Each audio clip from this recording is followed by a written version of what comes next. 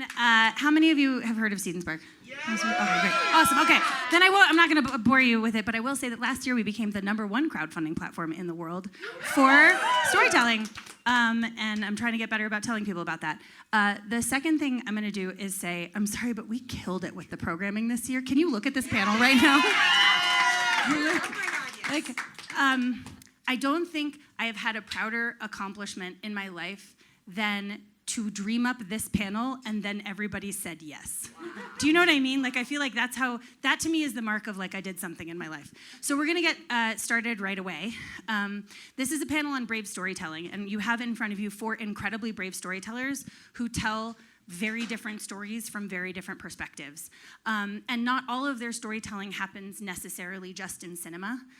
There are lots and lots of ways to tell stories and show up as a storyteller in the world, and that's really the focus of this panel today, because I think we may all be in agreement that some of our larger systems stories are maybe not working so well for everybody right now, and narrative is the way forward. That's how culture changes. We change language, that changes thinking, that changes systems, right? And we are the writers of that language. So I'd like to start by asking our illustrious panelists to introduce themselves and tell us, I actually want you to do what I did and brag about the project that you have happening right now. Yeah. So we're gonna show up in this room, we're gonna show up in this room brave also, okay?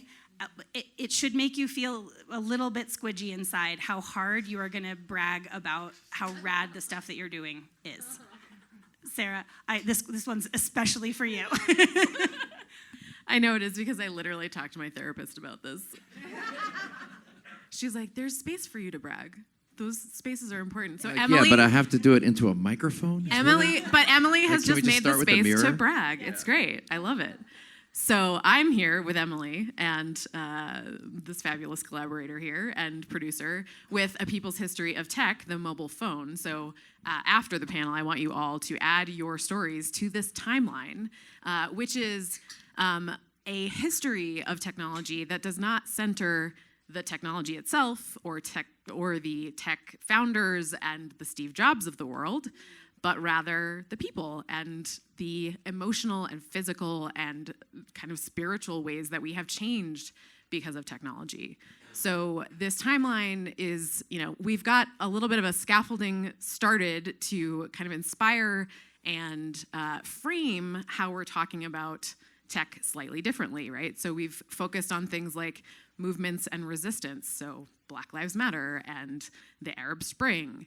But we've also got things like, because we're here at WaterBear, the environmental focus on e-waste and the right to repair and cobalt mining in the Congo and the kind of genocide that's happening there, right? So all of these things are part of the history of technology, and if we can insert ourselves back into the history of technology, both seriously, but also with some fun and nostalgia, and like, let's talk about sidekicks and flip phones and razors, right? Like, there was some fun stuff. Zach Morris and that brick phone is fun, right? So reinsert ourselves into that narrative. And the hope is that giving us a little bit of sense of agency in our personal stories with our history of technology, that we can start to think about, okay, well, I currently, at this very moment, have a very complex relationship with technology. And there are things that are working for me, and there are things that are not working for me. And so what do we want to carry forward? What do we want the future of tech to look like? And so the hope is that a reflecting tool is a way to look back, look at the present, and then shape the future. Also, Sara is featured in the film Eternal You. She forgot that, which is here at the festival. I knew I was going to have to double tap the brag. Wait, can I finish? Yes, please. I'm going to brag because I'm a talking head alongside Sherry Turkle, and if any of you are tech criticism nerds, they're not. Okay. Well, okay. He knows. He's freaking out right now. To be in the same category as Sherry Turkle, I'm like, yes, fuck yes. Later we'll Google her because we don't all know. Mark Duplass. I know this is going to make you squirm also, but because this is not, your mode in the world is not as a bragger, but you do a lot of good with a lot of the stories that you tell. So can you tell the crowd a little bit about the things you're working on right now that you're really proud of? I mean, I just came here for the free snacks, y'all, so I don't know. Okay. I'm going to just pretend like I'm calling my mom right now. Just like, it's the safe place to brag, you know? So I'm here with a project called Penelope, which is an 8-episode TV series that I wrote during the pandemic. And I was absolutely certain that I was going to waylay the industry with my brilliance when I took it to them. Because it's a young adult series about a 16-year-old girl who also has a complicated relationship with modern life, technology, her friends, everything that they're dealing with. I have 2 daughters, so I have some experience with this. And she absconds into the woods and tries to connect with something deeper and more primal and leaves everything behind without telling anyone because she feels like she needs to make this clean cut, which is kind of how I feel sometimes. And I was like, this is great. Like, there's euphoria, which is the way things are, but I'm going to tell the story the way things should be or could be. And there's nothing like this. And I sent it to all the distributors, and everybody passed. Or they wanted to make it a different way. Like, maybe she's magic and the animals speak to her when she gets out there. And I was like, that's interesting, but it's not really the story I'm telling. And it fucking killed me. My confidence, everything. But something lit in me, and I was like, I'm not gonna let this stop. I believe in this. Now, I'm no stranger to financing cheap independent films, bringing them to Sundance, and selling them back to people and feeling really proudly that I did that. I've been doing that for 21 years. Harder to do that with an 8-episode television series. But I just was like, fuck it. And so I emptied the Duplass bank, and we went and made 8 episodes. We're premiering our pilot here. And I'm very scared about how well it's going to go because we put a lot of ourselves on the line, but also deeply excited to be this on edge at the place in my career when I could probably be just chilling a little bit. So it feels scary but good. Yeah. Awesome. Thank you. River, I would get in trouble back at Seed&Spark if I didn't mention that PONYBOI started as a short, which we had the pleasure of seeing on our platform many moons ago. But can you tell us about what it's like being here with the feature? And yeah. Can you do it without crying? Yeah. I've cried enough. Yeah, the PONYBOI, the short film, which went to Tribeca, was fundraised on Seed&Spark, as you said, and which was an incredible experience, honestly. Not to, this isn't sponsored, but it really was amazing. This isn't sponsored at all. Yes, PONYBOI, the feature, we premiered last night in U.S. Dramatic Competition. It was wild. I truly right now feel like really fragile and like just completely like, oh my God, what did I do? I can't take it back. I'm like telling my team like, don't send me reviews, but I'm also like, send me them. Don't send me reviews. And when they hear that, they know that means just send the good ones. Yeah, but for those of you who don't know, PONYBOI is a story that unfolds on Valentine's Day in New Jersey, and it's about an intersex sex worker who has a drug deal that goes wrong and is forced to confront his past while being chased out of New Jersey by the mob. And so it, combines a genre of crime thriller that I never thought that I would write, but in the transition from the short to the feature, the world just kind of lent itself into that world, into that universe of The Sopranos and like all of that. And I I'm mostly taken by my own bravery to feel like I can insert a queer narrative and subvert the genre of crime thriller, and also be the lead of it and star in a film. I think actually during my short film, which was a USC thesis film when I was at grad school, a lot of teachers told me to focus on writing and directing. They were like, this is what you should do. They're trying to put me in a box, actually. Yeah. And I started off as an actor, and to come to Sundance, as the lead of a feature that I wrote, that it's a very personal story about my gender and my Latinx identity and all these, being from New Jersey, all these varying, it always gets a laugh. I literally, it's that easy. I just say New Jersey and people laugh. Because usually when you make a list like that, you put the least difficult thing first, and you end with the most difficult thing. I see. Complicated. So like Jersey really is like right. Yeah, that's how comedy works. It's the zenith of all the things you have been dealing with. Honestly, it's a struggle, but no, I have come to have a beautiful understanding of my relationship to New Jersey as just a very, I think it's a liminal place of existence, and I'm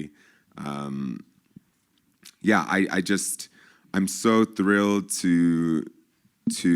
for that my first feature is here at, one could say, like the Mount Everest of indie filmmaking. And I'm just trying to soak it all in and also honor the fact that it hurts to be vulnerable and to put yourself there, and it isn't all happiness. Yeah. And I'm like wrestling with that this morning. I was calling my publicist, my manager. I was like, I feel terrible. Yeah. But I premiered my feature last night and people loved it. But I think it's a testament to the fact that when you make work where you're really putting yourself on the line, you're putting yourself on the line. Yes. And that comes to question your worth and whatever narratives you have around that. And for me, it's something that the film also addresses as well, is, how one's identities and society's, the world's, your family's expectations of who they want you to be affect your sense of worth. So it's a weird, art imitates life, life imitates art, just knowing that the film speaks to the experience that I'm going through right now, and also what I was going through in the making of it. So life's weird, but I'm really happy to be here. Awesome. Thank you. Yeah. Sav, I feel like that was actually a really good segue. Incredible segue. For you. Yeah, tell us about the thing that you're really proud of right now. Brag to us a bit. But you can also give us the real. This goes against all of my Kansas sensibilities, for the record. Let's see. So I'm here for a couple of reasons. One, I directed a film that premiered at Tribeca last year called Chasing Amy. Thank you. Which, I relate immensely to, because the movie is about my coming of age against the backdrop of Kevin Smith's 1997 film, which premiered here at Sundance, Chasing Amy, and how it saved my life as a closeted queer trans kid from suburban Kansas. And it's about the power and love that we have for cinema and what these movies do for us. It's also a love story. It's also, a tiny bit of a transition story, but it's just a coming of age story against the backdrop of the things that we clearly value being here at Sundance, which is cinema. And yeah, feeling vulnerable, especially for somebody who did not want to be in his movie. But the story kind of emerged and made it apparent that, and also my collaborators who are here in the audience telling me, hey, you need to be in this. This is the reason we're here. We don't really care about Chasing Amy, which, fair. And so, that's one of the things that I'm really proud of right now, is the fact that movie's out in the world. despite how hard it is to watch yourself come of age, and not even through like a fictional lens, through like, hey, this is your actual life, and these are the real mistakes you made, and these are the real moments of vulnerability. And so I'm really proud of that it's out in the world, and that I did not continue to have perpetual panic attacks post Tribeca. And I cannot relate to what you were saying more about like, oh my God, people love it. Why am I miserable? Because it's just hard. It's hard when, you know, the personal aspect of your life is present in your work, I think, as everybody on this stage can empathize with or has experienced. I also run a nonprofit called the Transgender Film Center. Thank you. And we're giving out $100,000 in grant support this year, which I'm stoked about.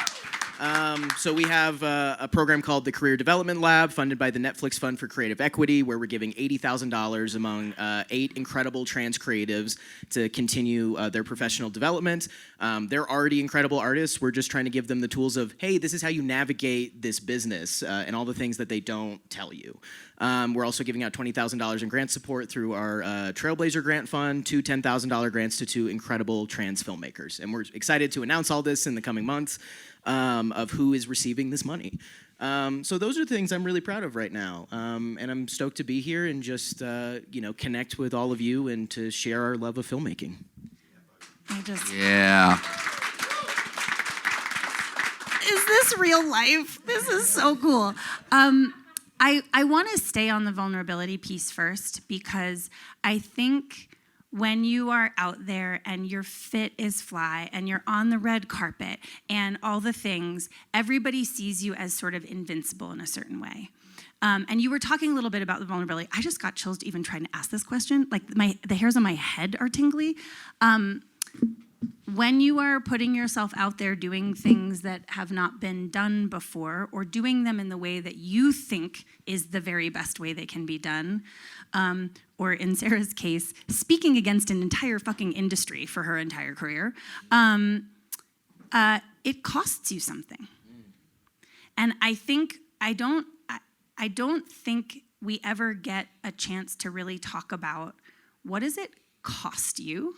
Don't worry, we're gonna end on a high note, but we need to go here. Second act, everyone.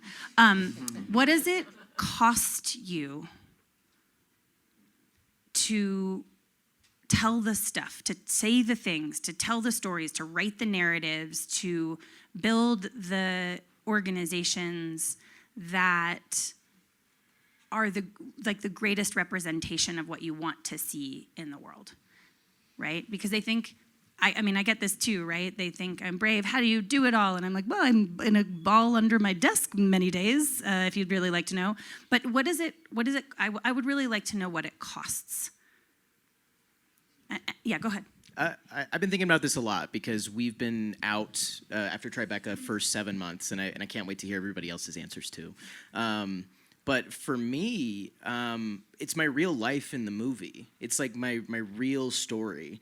And so the thing that I was having like panic attacks about while we were in post and leading up to our Tribeca premiere was, oh my God, is my life over if this doesn't work?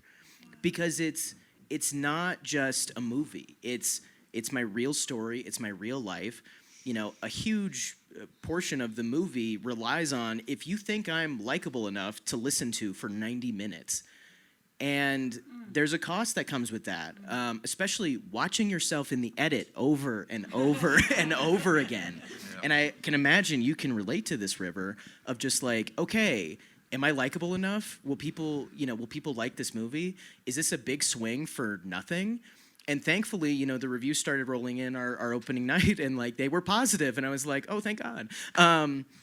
But for me, the cost has been my sense of really knowing myself, because now it's like I feel like there's a bookmark there of like, okay, this is when this part of my life ended and this new part of my life began. And it's also, at the cost of my privacy, something that if anybody's friends with me in this room, they know I value highly. And so it's putting myself out there in a way that I had never anticipated. But then, I was playing Dragon Age Inquisition recently. I don't know if anybody plays video games, but there was this incredible quote. And it was like, the more of a person you are to someone, the less of a person you are to someone. Where it's like, the more that you're a symbol, the more that they put their story on you, the less of like a real person you are to them, because you represent hope, you represent inspiration, you represent bravery, right? And then what do you do with that? You're like, well, it was nice to meet you, right? But it's like you're hoping for that connection, and you can see that they want something.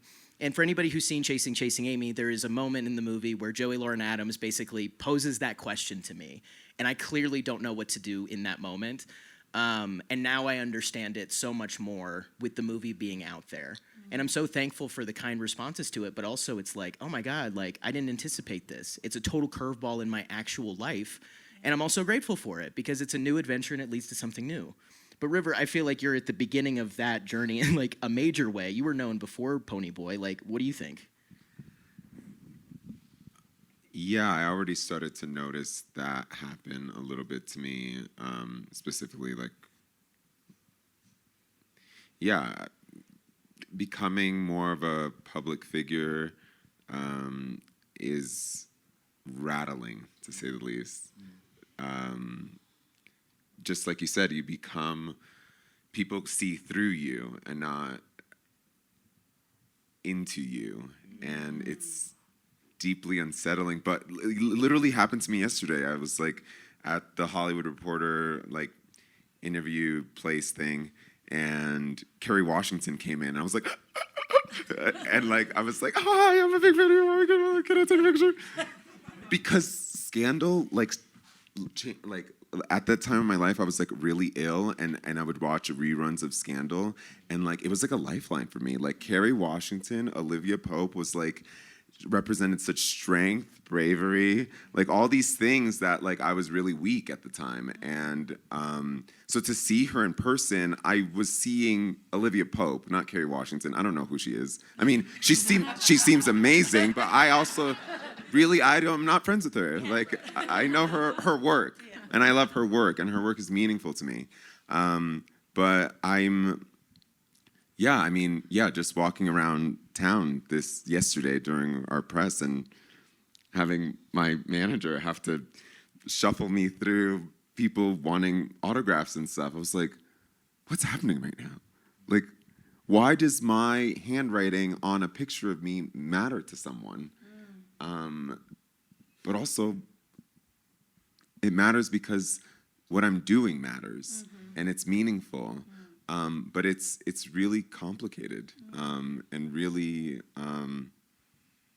I think also given the social media aspect of it all, it gives this other layer of psychosis, really.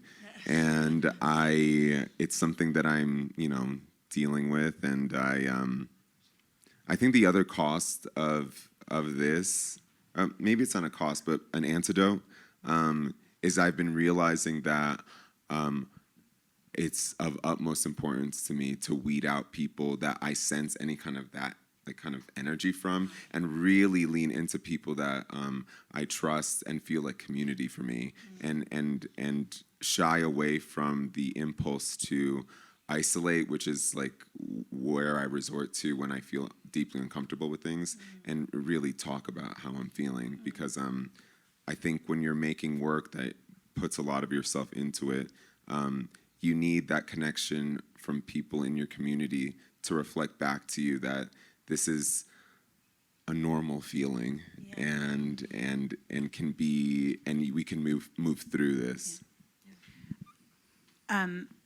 Mark, I'm wondering if you would reflect sort of as this wave is coming this way. I feel like you have a lot of experience with talking about how you're feeling in community recently, and I'd love to just sort of hear about that cost antidote. I think that's a really important thing that you added, River, is like what are the antidotes, right? Because you have to keep going. Yeah.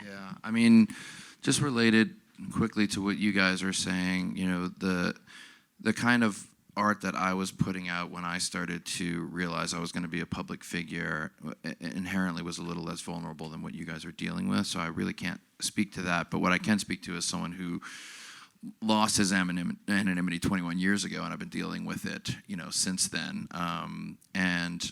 What's been really interesting for me is like the hardest year of my life was after I premiered my first feature at Sundance in the library. Well, we're in the same boat then. I was 27 years old. It was the ultimate dream I had held forever, and I was never more morbidly depressed than in the week after that. And the first reason is simple and clear, which is, well, when you create a mountain that you've convinced yourself will bring you happiness, and you reach the top of that mountain and you don't get happy, it's a little unsettling, I can tell you. Good news is you guys are way more emotionally involved than I was at that age, so you're way more better equipped, thank God. But to your point, Emily, of like, you know, what does it cost with, you know, what I've been doing lately? I've been talking a lot about mental health lately. And it wasn't anything I sort of planned. It wasn't anything I sort of was like, this is going to be an initiative and I'm going to go out and demystify mental health. It was just like, I was just kind of like ranting on Instagram about how I feel. And what I sort of discovered, which I already knew to a certain degree, is just not only how many people are struggling, but that the predominant mental health story that is out there right now, in terms of people, you know, who are in the public light, tends to be a story of, I once had mental health and it led to these addiction issues. I finally got sober, I've transcended it, and now I'm good. Which is a cool story and a good story, and gives hope to get there. But that's not at all my experience, and not all the experience of my friends. Like, I once had major mental health issues. Now they're a little bit less bad. And then over Christmas, they got bad again. And now I'm a little better. Oh, now I'm a little worse again. And it's this continual cosine wave that I live with. And I got so much feedback from people saying, wow, like, I always wanted to get my feature in Sundance and be like you and look as confident as you look on the red carpet. And now knowing that not only have you dealt with it, but you are still dealing with it and are able to do these things, has been something that has been a little bit of a different message. Now, to the cost of that for me,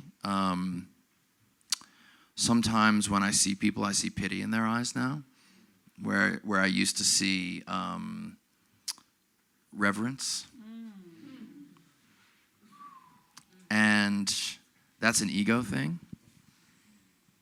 But that's, honestly, pity is almost better than reverence, because there's a humanity to it, whereas the reverence is the see-through thing. But that was a shock to me, and I had to sort of like live with that and sit with that for a little bit. You know, I think that now that it's really out there for me, I can't choose to stuff it back in and fake it, because I can fake it really, really well. You know, on a press line, I've gotten good at that. So that has been a cost, and I'm developing a theme here. But as I've examined it, I'm like, that's actually good. That's prevented me from stuffing it back in. This is a good thing. So this is sort of a long-winded way of me saying the things that I initially examined as costs or negatives, the more I sit with them, I'm realizing are very germane and organically tied to the journey and the opening of this thing, and they're kind of great. And now, that's me on a good day. I have some days where I'm like, fuck this, I made a mistake, I gotta hide. And that's natural. But overall, like, the costs themselves have swirled around, and I'm sort of seeing them as organically part of what this should be. I feel like pity is part of the narrative change, right? Like, if that's the response that people have, that like you should be receiving pity, is like, oh, that's the thing we need to change. 100%. So 100%. So when I think about costs of being a tech critic for my entire career, I've been thinking a lot about the narrative of Cassandra. So from Greek mythology, she is the prophetess who has the gift of foresight and a prediction and the curse of not being believed. And, you know, I was writing about personal data and privacy in 2010 and beating the drum of like, guys, we need to care about our personal data. And everyone said, I have nothing to hide, it's just ads.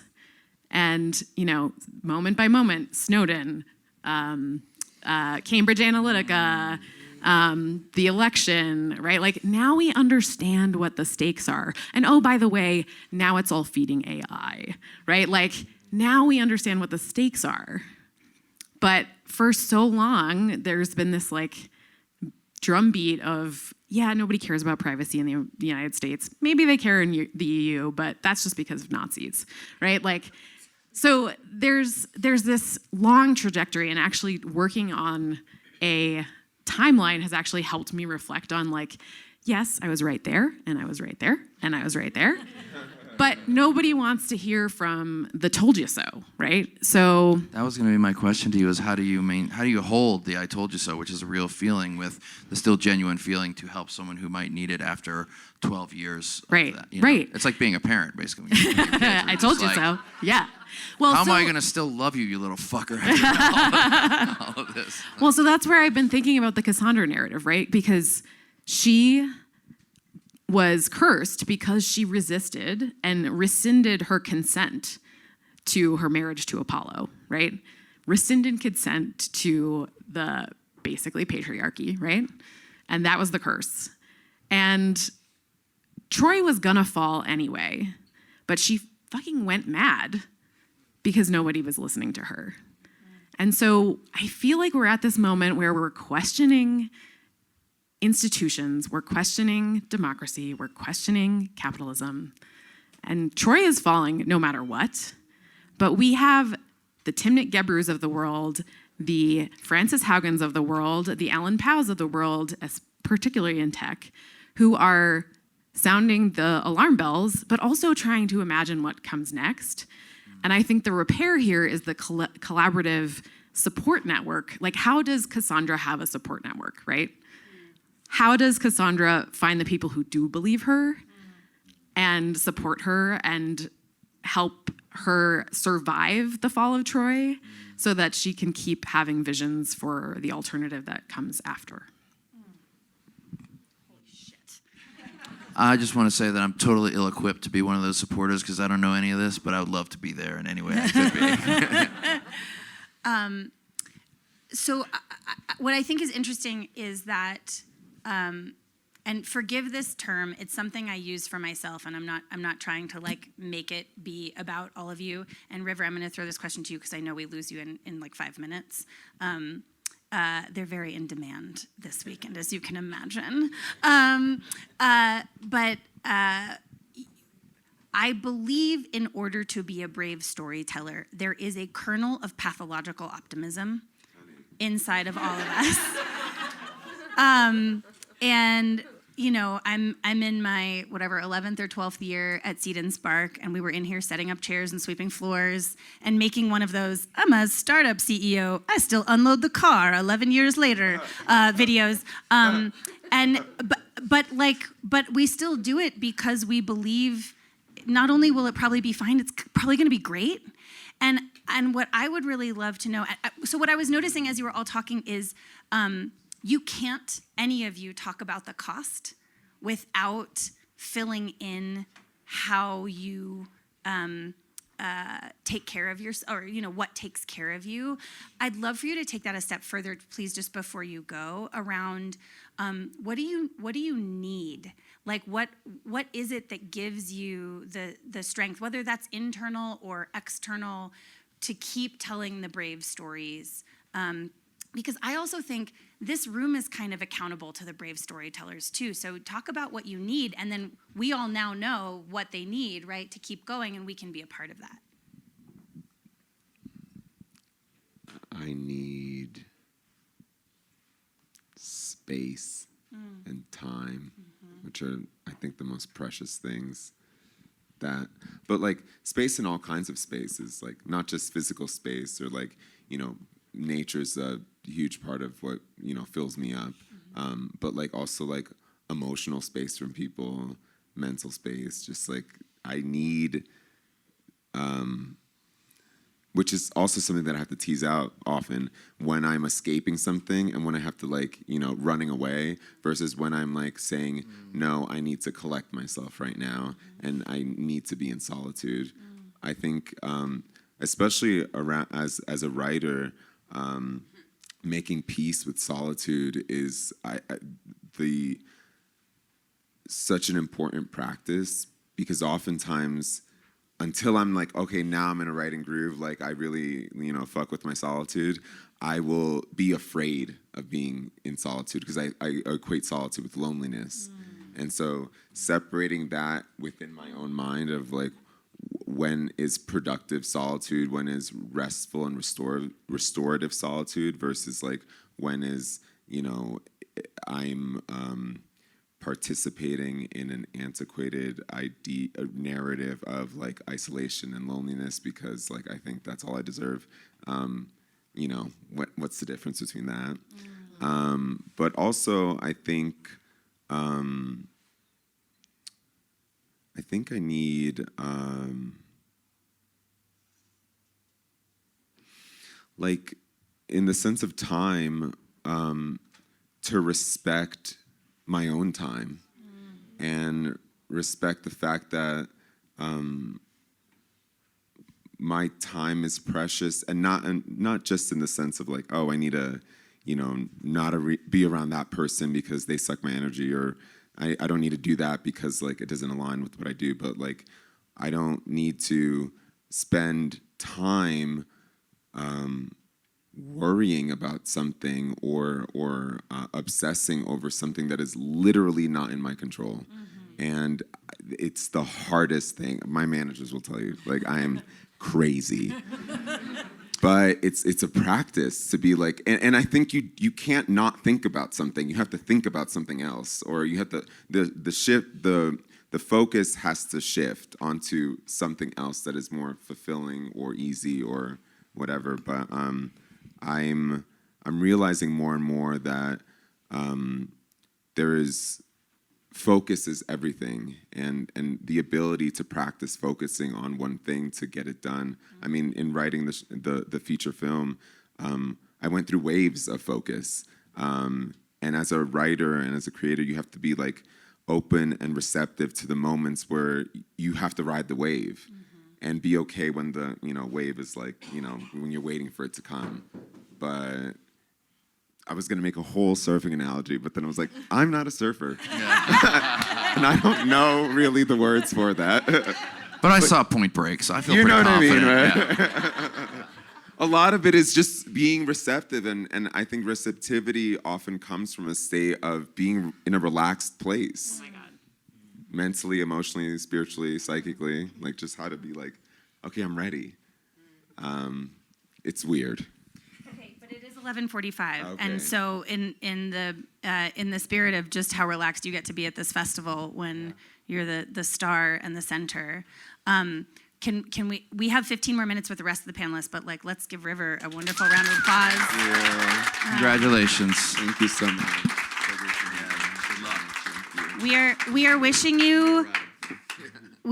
you great reviews, lovely people, and some space and time afterwards for all of this. Please come see the movie. It screens tonight at 10 o'clock. Awesome. Come on down. Yeah, come on down. Hello. Perfect. Cozy. Oh my God, is that Mark Duplass? He's right here. I wanted to weigh in real quick on that parsing out that fine line between I can't control this thing, so I should just let it go and surrender and trust that this is what the nature of the universe has in mind for me, versus the mindset that we have been taught as independent artists or entrepreneurs, which is when you get hit with an obstacle, you just dig around it and you just keep fighting until you figure out how to transcend this thing. And those two things are kind of directly at odds with each other. And it's very, very tricky. And I come across this in so many elements of my life as a creator, of trying to figure out, the world is not asking for this. I keep hitting obstacle after obstacle. Penelope, maybe I should just lay down. But then there's something deeper that says, no, I should keep pushing it forward. And it's a tricky thing to figure out. I still struggle with it. I think about it a lot in terms of letting go of the need for external validation.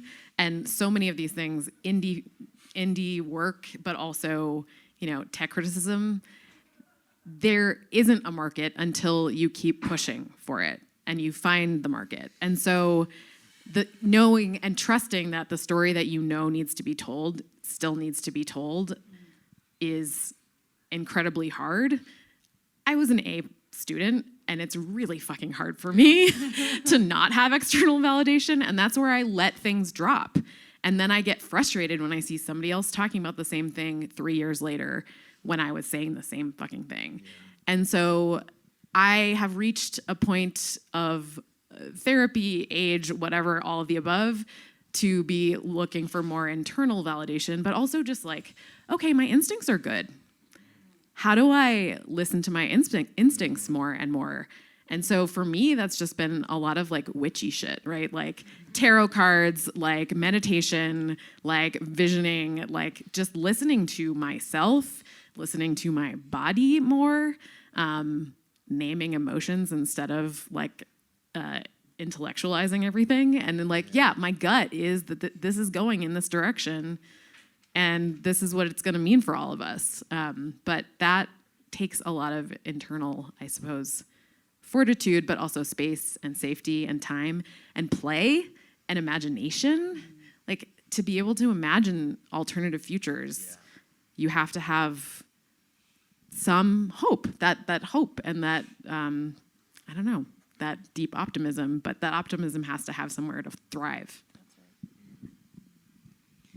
Yeah, that thing that you said really resonates with me deeply, which is I think in a culture that values productivity over anything else, it's very radical to just feel your feelings. But it's also, and that's also the place where art comes from. And it's really a way to understand the world inside us. And it's only because people are mining the world inside them that the rest of the world gets an opportunity to mine their own sort of internal efforts or see themselves in a different way. Would any of you be able to like describe the burning force that drives you? Like this, because you are all three unstoppable forces in very different, and it almost seems like it's like that has too much, I don't know, mechanics in it in a way that isn't quite right. But like you are makers, you will always make, you cannot be stopped from making, you will build institutions, you will tell stories, you will, you know what I mean? Like, could you like describe the thing that is that? I don't know if this will sound ridiculous, but it's like I would like to win a game that only I know I'm playing. And so part of the game though is like I'd like to be the best storyteller I can be. I don't have much interest in doing anything else for a job, or I think I would do that.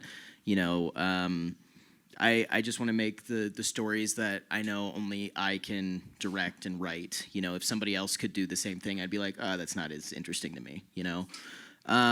Which is the impetus behind Chasing Amy is I wanted to make a story only I could make, and my life story, but it started as, you know, this very specific, you know, talk about chasing Amy and how it sits in the culture and what it means about film and what it means to queer people. I was like, okay, I'm uniquely qualified to do that.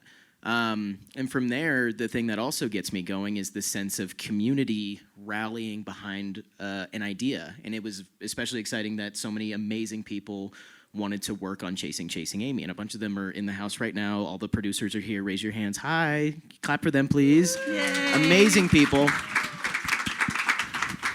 You know, I grew up pretty lonely. You know, I was an only child in the most boring part of the country from my perspective. And my imagination was the thing that sustained me. And so the idea that, okay, now we get to use our imaginations together and just hang out and be friends and make stuff that matters to us, that is genuinely the thing. And it is a major component of the game that only I know I'm playing. And now all of you know, so shh, I didn't say that. Yeah, thanks. I appreciate that. Love applause. Tinkerbell. Thank you. It's a good question. Can I interrupt that thought really Yes. quickly? Because I need to say something about you in front of a lot of people. Okay. I don't think there are enough stories told about you about what a generator you are for others. Like, you do a ton of stuff that has your name on it, but like 11 to 14 times in the last, I don't know, since we met, 7 years, I've called Mark and been like, I have this kind of idea. And in 15 minutes, it is a fully formed thing, and he's like, send me something, we're gonna make this happen, and then it fucking does, right? And like, so like, I'm asking you this very specific question because people will know your generation from the movies and shows that have your name or face on them. But like, I'm also talking about all the rest of it that like people don't know is a part of it, is like the Lynn Shelton Grant Fund and the Patrons Fund at Seed&Spark. Like these things where somebody called Mark and was like, I have an idea. And he was like, oh, we're gonna make that happen. And then it did, right? Like that piece, which is part of your generation, but I think is less well known publicly. Like how do you do it? I don't have a really good answer for that. And as you asked me that, I was like, I should probably talk to my therapist about that. I do feel deeply compelled. And so far, I have trusted that compulsion because it has generally fruited pretty well.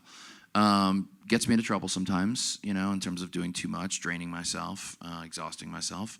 I think that when it comes down to the things you're talking about, whether it's all the projects I make, or I probably take 2 to 3 long walks a week with a filmmaker who says, I'm struggling and I have an idea, will you help me crack this thing, or whatever it is. I spend a lot of time in the little bit of like that soft idea cracking support mode kind of thing. And I've been blessed with my acting career to make more money than I ever thought I was ever gonna make, so I can back that up with that and that feels good. And I think there's this core belief that has developed in me since I've been making art and since I've been doing things like this, which is that the more I do, I thought the better I would get at making these things have good results. And I've realized that the more that I do, there's just so much chaos involved as to how it's going to come out, how it's going to be received. And I'm so wrong so many times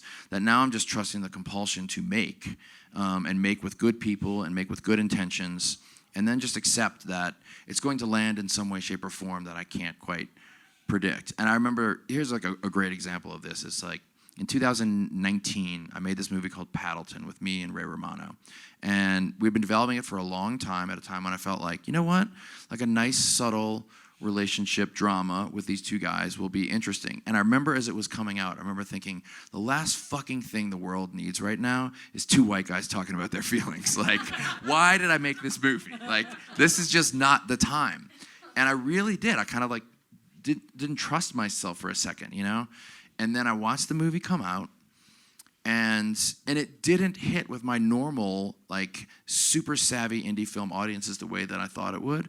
But because I was in it, and Ray Romano was in it, and I was on The League for years, which was a fantasy football show that played to the center of the country very well, and Everybody Loves Raymond played to the center of the country very well, I got this wave of emotions from, I mean, I don't want to be reductive about it, but like a lot of men who didn't have their emotional language and education down yet, and they were so shocked to see 2 men be so sweet and caring and loving and supportive to each other.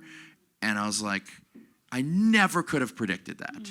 And it was oddly one of the most impactful things I made in terms of bringing someone to a new perspective. So it's kind of this opinion of just like, if it comes strong, if it feels good, just go, get the best people you can around you, and then just see what happens. I love that because it resonates with, I think, what drives me, which is like having the right framing and having the right language to understand our relationship to technology. I think ultimately I have loved playing with technology my entire life, but have never been a coder. And so there's always this tension of like, well, I'm not a technologist and I'm not an engineer. I know that feeling so But well. I do care how we live with technology. Like, how do we live with technology is, I think, the driving question. And then the driving output is like, what's the right metaphor? What's the right framing? What's the right storytelling that like we get to reinsert ourselves into a sense of agency where it's not just tech that like is forced upon us, but we are making choices about. So one of the stories that I told in 2014 was about the data doppelganger as this way to talk about, okay, we talk about ads as being creepy because they follow us around, but there's something else here. It's the ads are personalized. We understand them to be about our data. And then when they either tell us something too close to home or show us something that is not quite what we expected, like, oh, you might have anorexia. You might have ADHD. There's something uncanny about that because it's this moment of saying, does the machine know me better than I know myself? And now that we have the literacy to say, okay, we understand the For You page, we've been taught how algorithms work, but now we're left with this uncanny feeling of do I have ADHD? Am I autistic? I don't know. TikTok thinks I am. Oh my God. So having that language to talk about the doppelganger and the uncanniness is coming full circle. But I was writing about that in 2014. And I think that's the reason the folks at Eternal You reached out to me, because they're German, first of all. And second of all, we're now understanding that this is the stakes. This is how the data gets used, how it gets fed back to us. And that framing somehow starts to do something different now that we've reached that point. And so that's a long way of saying, I think it's finding the right frame, finding the right label, giving people the language to understand, and then also change because we have better language to understand what the problem is even. Yes. Okay. So with our last 2 minutes of this panel, I would love for each of you to take 30 to 45 seconds for this room of brave storytellers, because I know some of you, and I know that's what some of you are. Sort of if you could distill one piece of advice or one thing that keeps you going to the brave storytellers in the crowd, if you could impart something to them. I don't know that this is exactly answering your question, but it just occurred to me as you said it, is that I spent a lot of time just wanting to get my movie into Sundance and just to follow the path of what I saw a successful filmmaker to be. And if you're anything like me, you're probably going to get caught up in the trap of, I got that, so what's the next thing? And then what's the next thing? And I don't want you to do what I did, which is turn around 10 years later and realize you were just looking forward the whole time when you had the opportunity, as you took each step, to actually turn around and realize there was someone right behind you who was so desperate to be where you were, that instead of reaching up to have someone grab your hand and pull you, you can actually just turn right around and pull someone up to where you are, and it's just as meaningful in the equality of the universal energy, and it's right in your hands right there, so don't forget that.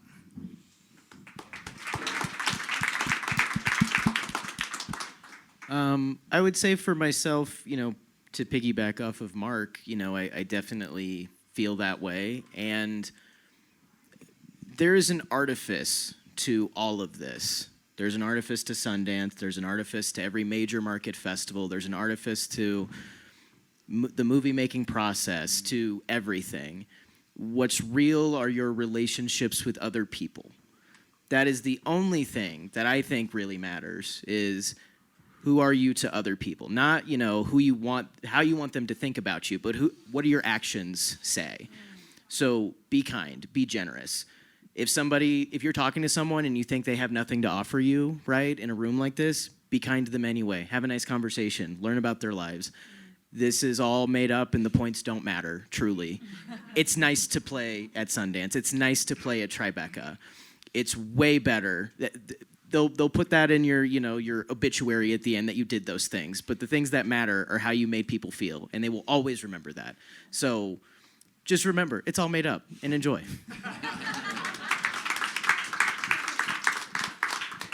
I think mine's going to be short and sweet, is trust your gut. And then find the people who know that your gut is smart or something, or is right, who believe in you. This whole project and working with Emily has been so reparative for so many collaborations in my life and my history, my own personal history. And so I was a film studies major in undergrad. That this project about tech has pulled on all of my experience, and then we get to be at fucking Sundance is beautiful. So thank you for letting me shine. It's all I want is to build a platform for other people to be on. Thank you so much. Thank you, Emily. Thank you. This was really you, Emily. gorgeous. Thanks for everything you do. I'm having all the feels. I'm so grateful to you for being here and all of you for being here. Take some time, shake out your feelings, talk to each other, and then in 30 minutes, you all have to GTFO so I can clear the room for the next panel. But I would love for you to have that 30 minutes with our craft services table. And please, Add your stories to the timeline. add your stories to A People's History of Tech. And I just have to plug this really quickly. peoplestech.com went live on Friday. Woo! Which is super cool. And tell your friends about Seed&Spark, because I have to do that at the end of this. That's why we do this. Okay. Thank you guys for coming. Thank you.